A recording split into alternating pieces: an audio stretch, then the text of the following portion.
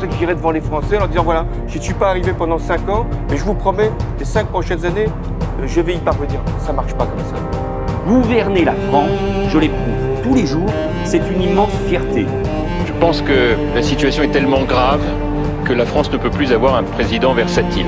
Le président est le chef, le leader, celui qui impulse son énergie, celui qui prend des décisions et celui qui ramène de l'autorité dans notre pays.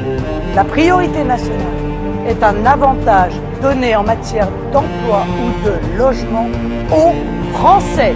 Leur redonner des accès, leur redonner plus de droits, des vrais droits, pas des belles formules.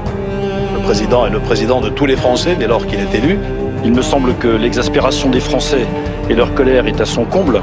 Président de la République, c'est une fonction à laquelle on ne peut pas se préparer, on ne s'y prépare qu'en la connaissant. Je veux être un président intraitable sur la souveraineté nationale. 49.3, c'est la décision du Premier ministre. Pas aux Blancs, pas aux Français de souche, à ceux qui ont la nationalité française. Est-ce que la France peut continuer à accueillir des étrangers en nombre sans qu'il y ait des tensions sociales très fortes dans notre pays? Je veux être le président de la décision contre le président de la puissance et je veux être le président qui ramène de l'autorité dans notre pays qui en a tant besoin.